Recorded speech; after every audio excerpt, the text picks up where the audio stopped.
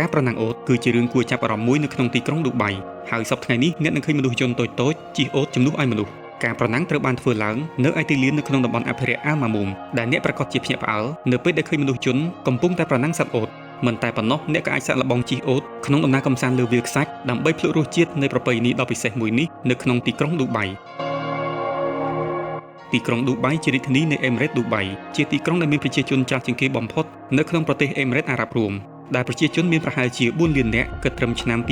2026ហើយជាង 85% គឺជាជនបរទេសត្រូវបានបង្កើតឡើងនៅក្នុងសតវត្សទី18ជាភូមិនេសាទតូចមួយប៉ុន្តែទីក្រុងនេះបានរីកចម្រើនយ៉ាងឆាប់រហ័សនៅដើមសតវត្សទី21ទៅជាទីក្រុងចម្រុះដោយផ្ដោតលើវិស័យទេសចរណ៍និងបដិសណ្ឋារកិច្ចទីក្រុងឌូបៃមានអគារខ្ពស់ៗហើយអគារដែលខ្ពស់ជាងគេបំផុតនៅក្នុងពិភពលោកយើងគឺអគារ Burj Khalifa និងផ្សារទំនើបដ៏ធំសម្បើមគឺ Dubai Mall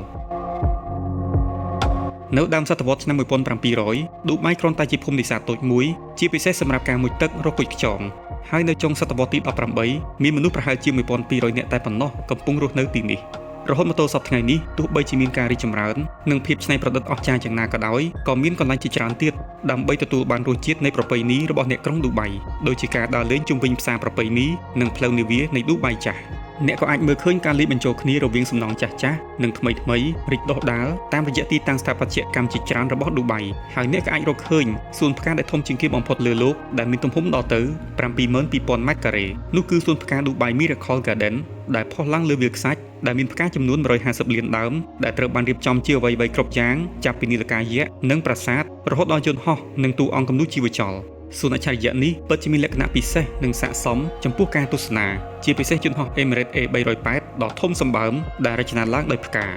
ូបតំណាងមួយលើផ្ទៃមេឃឌូបៃគឺអគារ Burj Khalifa ដែលមានកម្ពស់828ម៉ែត្រខ្ពស់ជាងគេបំផុតលើលោកនាពេលបច្ចុប្បន្ននេះការសាងសង់អគារនេះបានចាប់ផ្ដើមនៅក្នុងឆ្នាំ2004និងបើកឲ្យប្រើប្រាស់នៅក្នុងឆ្នាំ2010ដោយចំណាយថវិកាសាងសង់ចំនួន $1.5000 លានសហរដ្ឋអាមេរិករហូតមកទល់ឆ្នាំ2026នេះមិនទាន់មានអគារមួយណាដែលត្រូវបានសាងសង់រួចរាល់ឲ្យខ្ពស់ជាងអគារ Burj Khalifa នោះទេជាការពិតអគារ Burj Khalifa ត្រូវបានដាក់ឈ្មោះតាមអតីតប្រធានាធិបតីនៃប្រទេសអារ៉ាប់រួមគឺ Sheikh Khalifa bin Zayed Al Nahyanរដ្ឋាភិបាលអារ៉ាប់រួមបានផ្ដល់ការគាំទ្រផ្នែកហិរញ្ញវត្ថុដល់ទីក្រុងឌូបៃដើម្បីសាងសង់អគារមួយនេះគ្រាដែលជួបប្រទះនឹងបញ្ហាហិរញ្ញវត្ថុនៅក្នុងអំឡុងពេលវិបត្តិសេដ្ឋកិច្ចដោយបែបនេះហើយទើបបានជាលោក Mohammed bin Rashid អ្នកគ្រប់គ្រងទីក្រុងឌូបៃបានបដូរឈ្មោះពី Burj Dubai ទៅជា Burj Khalifa ក្នុងអំឡុងពេលសម្ពោធដើម្បីជាកិត្តិយសដល់លោកប្រធានាធិបតីអគារនេះបានស្ថិតនៅក្នុងបញ្ជីគោលដៅទេសចរកំពូលនៅក្នុងទីក្រុងឌូបៃឡើងដល់ជាន់ទី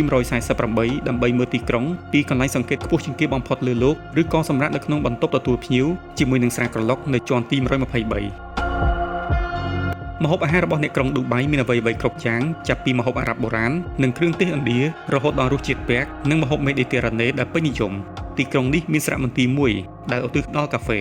សពថ្ងៃមានមនុស្សជាច្រើនដែលចាប់ផ្ដើមថ្ងៃថ្មីជាមួយនឹងកាហ្វេដ៏ឈ្ងុយឆ្ងាញ់ហើយវប្បធម៌អារ៉ាប់ពិតជាផ្ដល់ជូនអ្នកនៅអ្វីដែលលោកអ្នកត្រូវការទស្សនាសារមន្ទីរកាហ្វេដើម្បីស្វែងយល់អំពីប្រវត្តិនៃភេសជ្ជៈដ៏ពេញនិយមមួយនេះនិងមើលវត្ថុបុរាណកាហ្វេមកពីជុំវិញពិភពលោកបោះជំហានចូលទៅកាន់ផ្សារទំនើបដ៏ធំសម្បើមប្រចាំទីក្រុងឌូបៃរហូតទទួលបានកំណត់ត្រាពិភពលោក Guinness សម្រាប់មជ្ឈមណ្ឌលផ្សារទំនើបធំជាងគេបំផុតនៅក្នុងពិភពលោកនោះគឺ Dubai Mall ដែលមានហាងចំនួន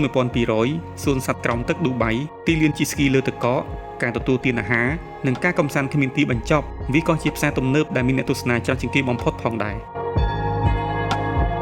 រឿងគួរស្ញប់ស្ញែងបន្ថែមទៀតឌូបៃបង្កើតប្រជុំកោះសិប្បនិម្មិតជាច្រើនដែលមានរូបរាងប្លែកៗដូចជា Palm Jumeirah និង World Island ជាដើមកោះសិប្បនិម្មិតទាំងនេះត្រូវបានបង្កើតឡើងពីខ្សាច់និងថ្មតែប៉ុណ្ណោះទស្សនាទីតាំងល្បីៗដូចជា Atlantis សម្រាប់លើវាលខ្សាច់ប្រណិតនិងជិះទូកកម្សាន្តមើលទិដ្ឋភាពដ៏ល្អបំផុតនៃកោះទាំងនោះដែលបង្កើតឡើងដោយមនុស្សហើយបើលោកអ្នកចង់ឃើញរូបរាងនៃកោះទាំងនេះសូមហោះឡើងលើមេឃសម្រាប់បទពិសោធន៍លោតឆាត់យងរថភ្លើងឌូបៃគ្មានមនុស្សបើកគឺជាប្រព័ន្ធដឹកជញ្ជូនរហ័សស្វ័យប្រវត្តិទំនើបបំផុតបានដាក់ដំណើរការនៅថ្ងៃទី9ខែកញ្ញាឆ្នាំ2009វាមានខ្សែក្រហមនិងខ្សែបៃតងដែលលាតសន្ធឹងជាង89គីឡូម៉ែត្រជាមួយស្ថានីយ៍ចំនួន55និងដំណើរការដោយការប្រើប្រាស់ការគ្រប់គ្រងរថភ្លើងដែលមានមូលដ្ឋានលើការទំនាក់ទំនងកម្រិតខ្ពស់ CBTC ដែលគ្រប់គ្រងពីមជ្ឈមណ្ឌលប្រតិបត្តិការកណ្ដាលទីក្រុងឌូបៃមានស៊ុំរូបភាពដ៏ធំសម្បើមគឺ Dubai Frame នៅក្នុងអូសៀនសាប៊ីលដែលកាន់កំណត់ត្រាជាស៊ុំដែលធំជាងគេបំផុតលើភពផែនដីស៊ុំនេះមានកម្ពស់ 150.24 ម៉ែត្រនិងទទឹង 95.53 ម៉ែត្របម្រើជាកន្លែងសង្កេតមើលទេសភាពនិងផ្ដល់ជូននូវទិដ្ឋភាពនៃទីក្រុងឌូបៃចាស់នៅភាគខាងជើងនិងអគារទំនើបថ្មីៗនៅភាគខាងត្បូង រចនាសម្ព័ន្ធដ៏ពិសេសនេះគឺជាសមិទ្ធផលវិស្វកម្មដ៏អស្ចារ្យហើយការដើរឆ្លងកាត់ស្ពានអាកាសដែលមានកម្រាលកញ្ចក់ផ្ដល់ជូនអ្នកនូវទិដ្ឋភាពដែលមិនអាចប្រៀបផ្ទឹមបាននៃទេសភាពផ្ទុយគ្នារបស់ទីក្រុងឌូបៃទីក្រុងឌូបៃក៏ត្រូវបានគេស្គាល់ផងដែរថាជាទីក្រុងនៃមាសសកម្មភាពជួញដូរមាសដ៏ធំធេងបំផុតនិងផុសផុលយ៉ាងសម្បើមដោយមានហាងមាសរាប់រយកន្លែង